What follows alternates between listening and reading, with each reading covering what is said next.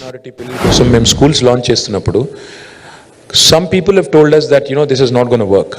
They said no, Muslim young women don't come out and stay in residential schools, ye to nahi chalega. But KCR garu didn't listen. He said no, it's not the case. Everybody wants education, everybody wants basics to be taken care. You're wrong. And he went ahead with conviction.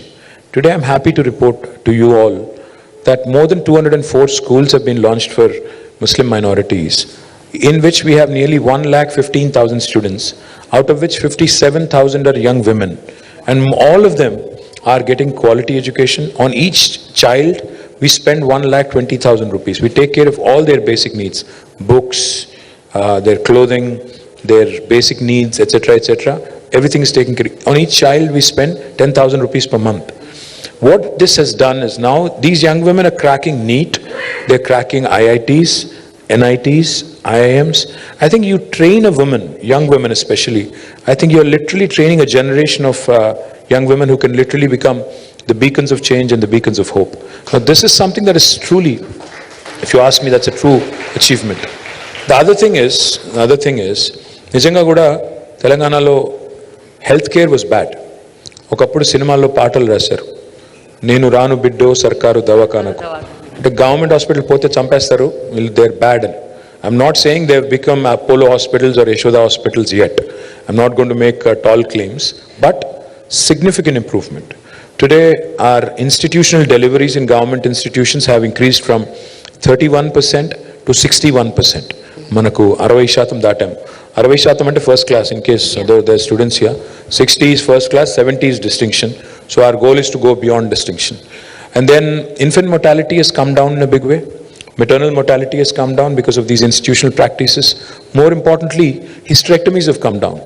There was this, I'm not going to blame doctors or anybody in particular, but there was a trend, a pattern, where we saw that because of, even a smaller inconvenience, hysterectomies were being performed recklessly. Even that has come down. So, women's healthcare anandi, education anandi, and participation anandi. I think these are some inclusive things that we've done at large, but there's still a long way to go. I still remember KTR garu 10 years back when I was into mainstream media. నేను coverage చేయడానికి వెళ్ళినప్పుడు చాలా ట్రామాటిక్గా ఉండేది, చాలా బాధాకరంగా ఉండేది. చిన్న పిల్లలు తల్లులు అయిపోయి చనిపోయేవాళ్ళు, పిల్లలు చనిపోయేవాళ్ళు, maternal mortality, infant mortality, and also మీరు అన్నట్టు షేక్స్కి, దుబాయ్ షేక్లకి వాళ్ళకి వీళ్ళకి పెళ్ళిళ్ళు చేసేయటం చిన్న వయసులో. ఐ థింక్ ఒక 10 ఏళ్ళుగా అది కనిపించట్లేదు.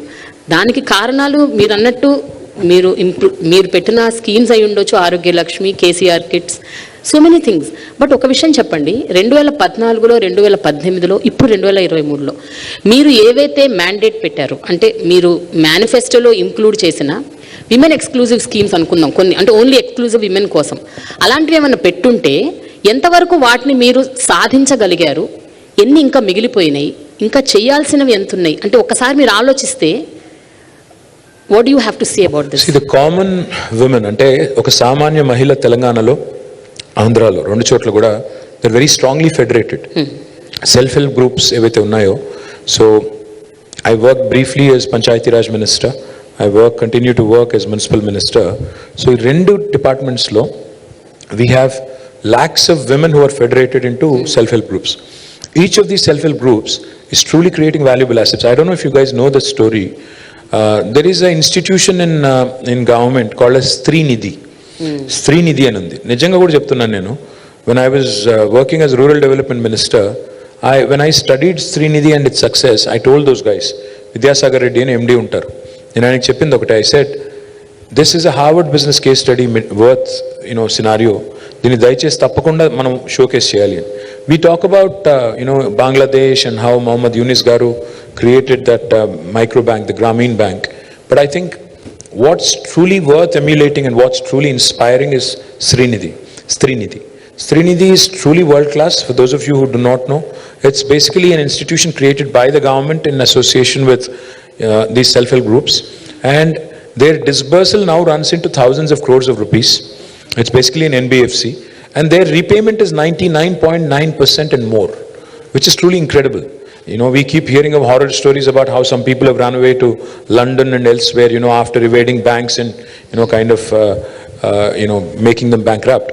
But these women in Telangana and Andhra mostly మొత్తం మీరు చూస్తే their repayment is truly 99.9%, and their disbursal again and the kind of assets they are creating and the kind of economic empowerment that's happening at the grassroots level is incredible. మీరు మన government ఏం చేస్తుంది ఇందులో అంటే we do interest subvention, we do what is called as వడ్డీ లేని రుణాలు. So complete interest is taken care of by the government. So basically they get an interest free loan, and the intent is that as a group, if there are 10 to 15 women as a group, వాళ్ళు ఆ డబ్బులతో interest free లోన్తో వాళ్ళు ఒక asset create చేయాలి, income create చేయాలి, wealth create చేయాలి, చేసి then they have to repay to the bank in a